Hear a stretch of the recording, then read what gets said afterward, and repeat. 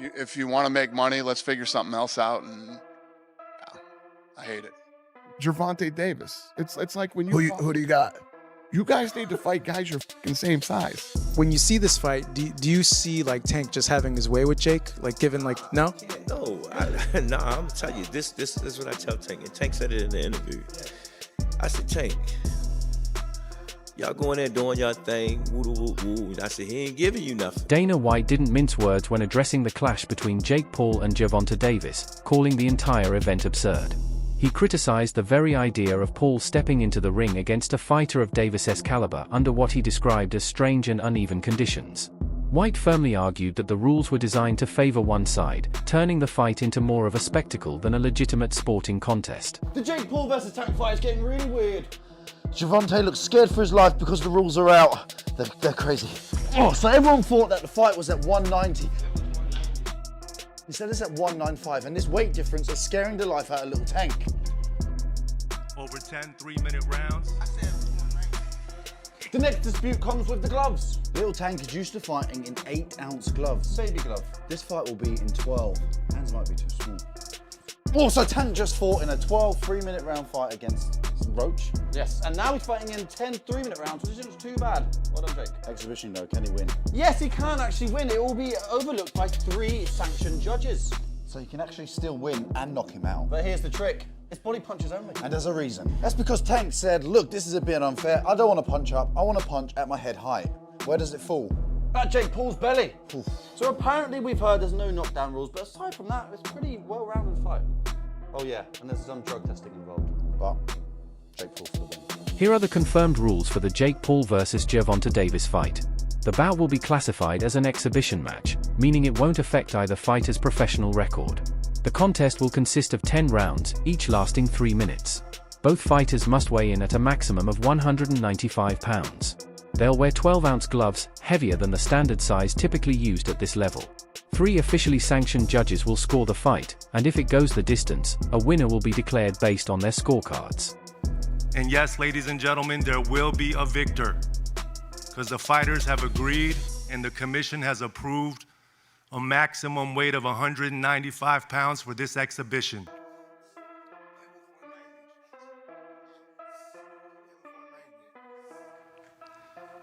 The fight will be contested over 10 3-minute rounds. The fight is 195 pounds, Tank, as you know. The fight will be contested over 10 3-minute rounds, and when Tank and Jake enter the squared circle to go to battle, they will be wearing 12-ounce gloves. Sitting ringside will be 3 commission-approved world-class professional judges that will score every round to ensure there's a decisive outcome for the fight if it goes the distance. And both men are enrolled in the highest level of testing with USADA. So Tank, Jake, thank you for doing this. Thank you for giving boxing another massive moment, headlined by yourselves, featuring multiple world title fights. Boxing insiders are expressing major concerns about the glove setup for the Jake Paul vs Gervonta Davis fight. Since Davis is moving far beyond his usual weight class to face a much larger opponent, his trainer Calvin Ford has highlighted the gloves as a significant issue. Ford pointed out that both fighters are set to wear 12-ounce gloves, much heavier than the ones Davis typically uses in his lightweight matches. Actually, when I heard about the fight, they called me and said, what you thought about the fight? I said, the fight doable. You know what I'm saying? Because I watched Tanky for years, and I watched other young men in gyms, you know, deal with big guys. You know what I'm saying? Yes, he's big. To me, it's like Jake having his first open fights. If anybody know about the amateurs going open, then you go pro. So, you know, he's going to fight a guy that does have skills. You know what I'm saying? My only concern is, you know, the gloves. You understand what I'm saying? Because we don't fight in 12-ounce gloves. We don't use 12-ounce gloves. That's training gloves, you know what I'm saying? I'm like, that's 2 pounds away from Jake. He fights in 10s. Tank fighting 8s, so he losing 4 ounces. So my thing is, I said, they said, put Tank in 8s, put him in 10s. That makes the fight more interesting. You know what I'm saying? And we'll go from there because I understand. And I brought that question up to one of his handlers. They was, no, we don't want to do no mixed match. It's supposed to be an expedition. Why does it matter? Why, now y'all want the wins and the loss. You know what I'm saying? All these restrictions, but you want to be great. Being great is really pushing the envelope. You know what I'm saying? Tank don't really care, So when I brought this up, he said, dang, facts. You know what I'm saying? So, again, he can wait at 10s and we wait at 8s. Then we got to fight, The weight, how's that going to work out? Like, well, they got him at 190, 195. I thought it was going to be 190. So they gave him 5. So again, they keep giving, I ain't worrying about the weight. You know what I'm saying? We got to deal with it. We taking the fight. We signed the contract. We're going to make it do what it do. How much do you think he's going to weigh like the night of the fight? Yeah, and both. Like, is there anything in place where like Jake can't weigh more than like... Based on how he handled himself through camp. Camp is the most important thing because if you have a good camp, you're going to have a great fight. So my thing is just making sure the camp is good. We doing all the necessary things, dealing with the weight, the gloves and all that stuff, Ford has suggested that Davis should be allowed to wear his usual 8-ounce gloves, while Paul, given his higher weight, should use 10-ounce gloves. He argues that this adjustment would create a more balanced and fair matchup. Jake, I see y'all doing all this betting and stuff, right? And I'm looking at the fight because I'm his coach. This is a very serious fight, and I'm a very serious person. My question to you is, where the 12-ounce gloves come from? Why y'all couldn't take 10 and he had 8? Already giving up 4 ounces of the gloves. I gotta say this because y'all betting all this money. You understand what I'm saying? Yeah, wait. You guys were the ones that wanted 12-ounce gloves, not me. I'll do 8. Fuck, I'll do 4. I'll do 2 ounces. I'll do bare knuckle. I wasn't aware of that. You know what I'm saying? Because I know that he can handle himself. So what do you want? 10 ounce? 8 ounce? What do we want? If he the one said that, I'm gonna go with that. I wasn't aware of that. No, the 12 ounce came from your guys' side. No, it's not. On God. Perfect. Then what do you want? 10? No, I didn't say that. So 10 ounces? It don't matter to me. Perfect. It doesn't matter to him. So back to what I always wanted, which was 10 ounces. Great. You just made something clear to me. You just made something clear to me because I didn't know. Because you fight at 10s, he fighting 8s. Yeah, your guys' side. So I'm like, I 12 ounces. can show the emails and the screenshots. You guys asked for 12 ounces. It's part of negotiation. I get it. No, let's do it. 10 ounces, 8. Let's do it. That's great. That's going to make it more exciting for the fans. Thank God. I wanted 10s really badly. Let's do it. Dana White didn't hold back when discussing Jake Paul's approach to matchmaking. He openly criticized Paul for consistently choosing opponents who are either much smaller or outside his competitive range, bluntly saying that Paul should fight someone his own size. White noted that when Paul finally faced an opponent of similar size and skill, he fell short, a point that, in White's view, exposes how these mismatches hurt the sport's credibility. Regarding the highly anticipated Jake Paul vs. Gervonta Davis fight, White described the matchup as heavily unbalanced. He acknowledged that Davis is the harder puncher, but emphasized that his smaller frame makes it unrealistic for him to knock out Paul. White argued that Paul's size, weight, and reach advantage mean that while Davis may have the superior skill set, his chances of landing a decisive knockout are slim since he'll struggle to close the distance and control the fight. Gervonta Davis. It's like when you Who do you got? You guys need to fight guys your fucking same size. You know what I mean? Straight up ignored. When you fought Floyd, you are massive. You're a massive fucking dude. Floyd's tiny. And I'm sure when you were training, you're like, all right, I'm going to hit this guy with a couple punches and grab him, tie him up. And he did hit you with a fucking bomb of an overhand right one time. And you fucking ate it. You ate that punch. Logan's like proud of it. He's like, yeah, I did. Hell yeah, I ate that punch from a 140-pounder. You're damn right, dude. Now, granted, it's Floyd Mayweather, but you're still 200 pounds, dog. You know what I mean? This is why, and I agree with Dana on this, this is why the Gervonta fight makes no sense to me. Because even, yes, Floyd didn't have the punching power Gervonta had, but even if Gervonta lands, I don't see him hurting Jake to the point he knocks him out. So what are we even doing? Where's the idea of this gonna, where's the idea that Gervonta's even gonna hurt him? He may hurt him to the body, you know, whatever. Jake doesn't want to throw as much, but I don't see him one punch knocking Jake out. And, you know, the same thing was kind of said with Logan. Like, okay, Floyd probably won't knock him out, but probably gonna outbox him. I get where Dana's coming from. These things are not meant to be competitive fights. They're meant to make money and to, I guess, scratch that itch of the circus mystery unknown. And Gervonta, I think, hits way harder than fucking Floyd, but he's too small. I mean, your brother's gonna be able to, you know, get inside on him, put his weight on him, tie him up. But I don't hate your brother. Your brother's out there doing his thing. But it cracks me up that they want to start suing people that are talking shit when your brother talks more shit than anybody talks. I think the thought process behind it is, okay, so Jake and I are obviously pretty polarizing individuals, and when an echo chamber starts and a rumor mill starts of like staged fight bullshit, which like these fights aren't staged, you know, that's just, it's at that level, it's like almost impossible. I think they think that it affects the business and it affects the brand because people discredit him as actually having legitimate bouts. According to recent reports, Gervonta Davis has been adding significant weight during his training camp. He's now reportedly walking around at roughly 160 pounds, despite never officially weighing above the lightweight limit of 135 pounds. This adjustment brings him closer to the agreed catchweight for his exhibition bout against Jake Paul, narrowing the physical gap and potentially reducing one of Paul's main advantages. The added size could boost Davis's punch resistance and increase his power, making him a more dangerous and unpredictable opponent. By bulking up, he may be able to absorb heavier shots and deliver stronger counterpunches, potentially shifting the balance of the fight. Although still under the catchweight limit, this weight gain shows that Davis is taking the challenge seriously and is preparing to showcase a new, more powerful version of himself. Gervonta Tank Davis, is my prediction that Gervonta Tank Davis is going to weigh in on the night of the fight against Jake Paul, knocking on 160 pounds. Don't be surprised if he's 157 pounds, something like that. You guys see this footage? Look at Tank. Now, if you know what you're looking at, the guy must be around 150 right now, 153, something like that. And you can really tell when he's sideways.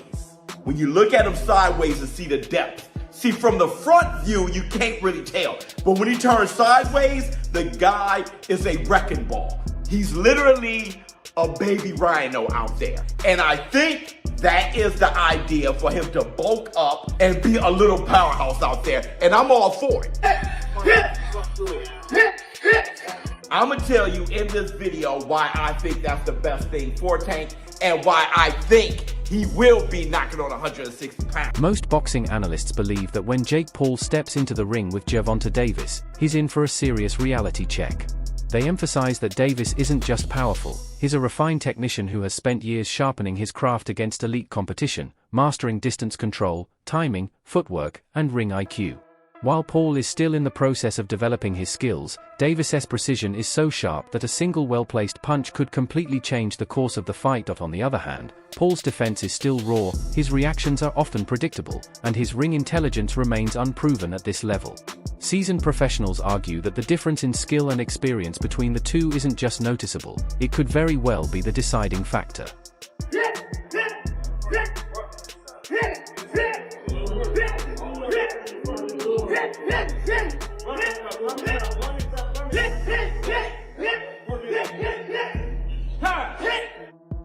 Tank Davis look crazy, bro. Chilaquiles.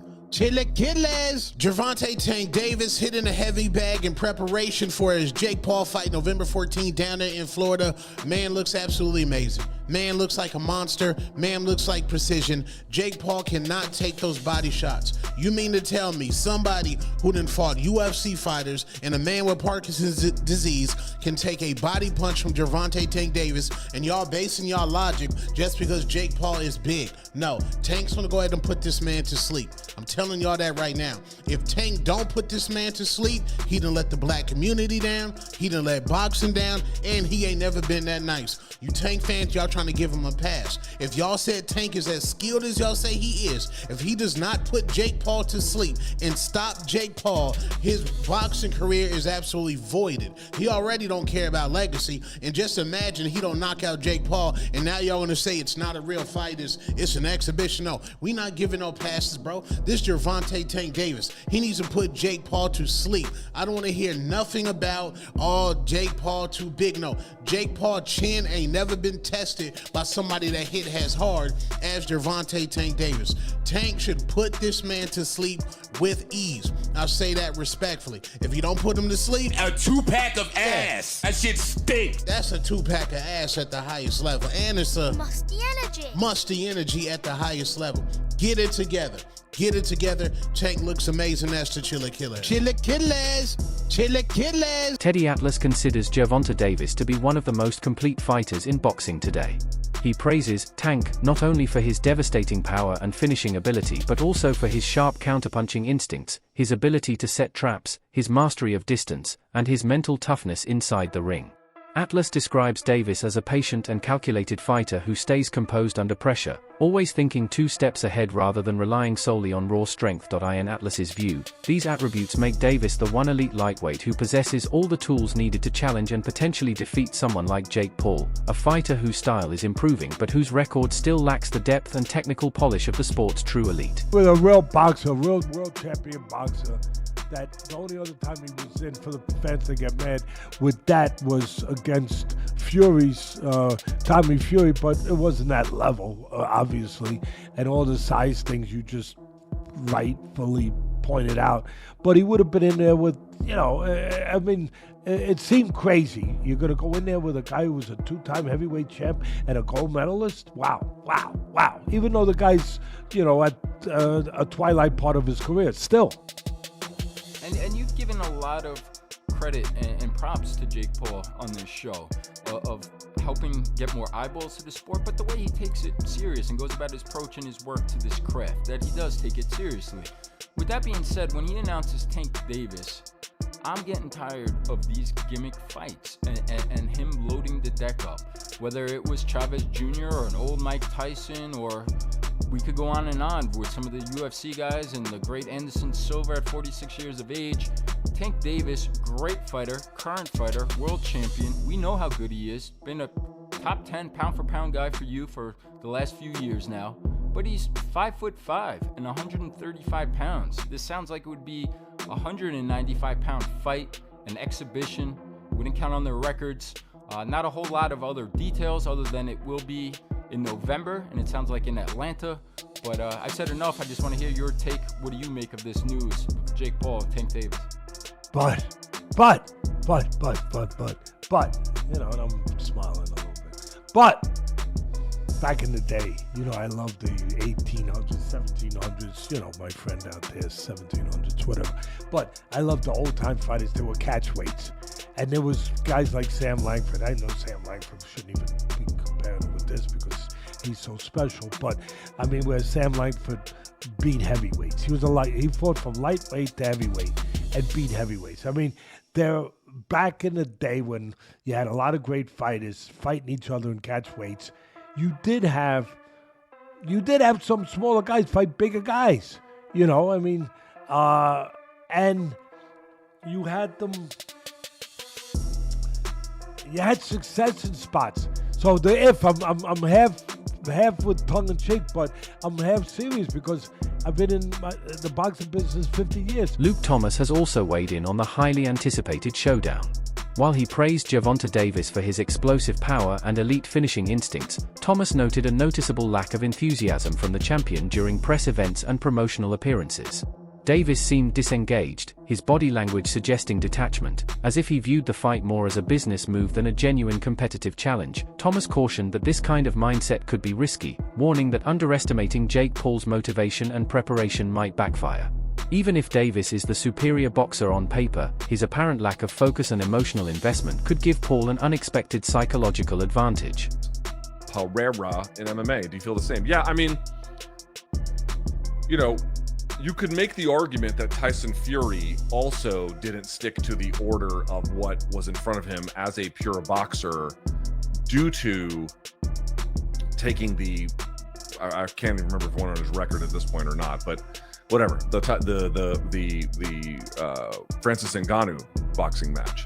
And he won it by the skin of his teeth and moved on. But there was a delay as a consequence to make that. Now, that ended up being a little bit intriguing because of how well Francis did. But, this is not the first time major boxing has been interrupted in that way. However, at least both of them are heavyweights. Like this is gerrymandered weight classes or whatever the fuck they're doing to get around it. And it's an exhibition, they're using big ass gloves. Like it's a whole thing. So in that sense, it's a little bit different. It's not different in the sense of a boxer in his prime or relative prime. Rancos in Viva España, and I found out that Gervonta Davis is now fighting Jake Paul. So Jake Paul was supposed to be fighting AJ. Eddie Hearn announced 99% done, which we've just spoke about. What next for AJ? Potentially Jake Paul. But it now looks like that Jake Paul is fighting one of Anthony Joshua's legs. He's fighting Gervonta Davis, somebody who's a quarter of his size. I don't even know what's going on. Has Eddie Hearn been played? Let me know what you think. But the AJ fight with Jake Paul's finished. Gervonta Davis, fake Paul, November. I don't know what's going on in the world of boxing. This is an absolute joke. What next for AJ? We'll get into this, and there's so many questions I want to get into in the next episode. But I hope you enjoyed this one. And yeah, I just thought I'd give you a quick update because the news has just come in. And I'm just trying to relax and play a bit of golf, and I can't. I've got to get it off my chest. I'm going to add it to this video. Hope you enjoy it. Don't forget, if you haven't already, hit like, share, and subscribe to the best channel in the business, Frotch on Fighting, and we'll see you very soon. Carl Froch echoed a similar sentiment, warning that Jake Paul's size and unorthodox power pose a genuine threat to Gervonta Davis, who isn't accustomed to absorbing punches from someone that large. Froch's concerns mirror a broader unease within the boxing community, as many view the matchup less as a true sporting contest and more as a spectacle that raises questions about legitimacy and fighter safety. He issued a serious warning about the potential dangers surrounding the Paul vs. Davis exhibition, emphasizing the alarming weight disparity, estimated to be around 65 pounds, between the two fighters. Meanwhile, comedian and commentator Ari Spears gave a blunt assessment of the upcoming clash between Gervonta Davis and Jake Paul, arguing that the entire event feels more like performance art than an actual sporting contest. He called the matchup a circus, yet still predicted that Davis would dominate with surgical precision and knockout power, forecasting a finish by the third round. What stands out is Spears' dual perspective, sharply critical of the spectacle itself but deeply respectful of Davis's talent and finishing instinct. His comments reflect the broader public sentiment, a fight wrapped in hype and entertainment value, yet undeniably dangerous once the gloves go on. Whether fans view it as ridiculous or riveting, Spears captures the essence of the moment perfectly, its spectacle fueled by real skill, and even the skeptics admit that Davis could end things early. The next fight that's coming up is Tank Davis versus Jake Paul. Oh, this is such a circus. Yeah. Look, according to BetOnline.ag, Gervonta Davis is favored -240, Jake Paul is +190. So more than twice the odds for Davis. Davis is a lot smaller, but he's a real serious fighter. I'm predicting a third round knockout. Ooh. Third round knockout. He's out of there. Listen, I don't know what's the bigger joke, that fight or Tyson versus Floyd Mayweather. We'll talk about that in a second. We'll talk about that in a second. Yeah, this is honestly just disappointing. As a boxing fan, to just keep seeing these circuses happen over and over again. I don't know if the rumor's true, but I heard Floyd was talking about coming out of retirement to fight Crawford. Now that's got some panache to it. That'd be interesting. It but would be. I think Floyd will end up taking a loss. Finally. That's the thing. Yeah. He'd mess up that record. Yeah. And I would respect him for it because we know how much he's tried to protect the record. Take the risk. This is what great fighters are supposed to do. Yeah, but it's interesting because people were saying that Terrence Crawford should retire because he's, 43-0 at this point? Okay. He's 37 years old. I personally don't think But he's still got the goods, though. Oh, he's got the goods. Yeah, he's still got the goods. Because Canelo was a monster. Crawford had been dominating for a while. Right. And he had only had 2 losses, one of which was Mayweather, very early in his career. But this whole Jake Paul, Gervonta Davis thing, just because Gervonta was supposed to fight Roach. It was supposed to be a rematch because it was, I believe, a draw last time. Yeah. So you go and fight Jake Paul instead? I'm sure it's a much bigger bag. I'm sure it's a much bigger bag. And clearly that's what it's about. It's the bag, you know? Yeah. I mean, pretty soon they're going to have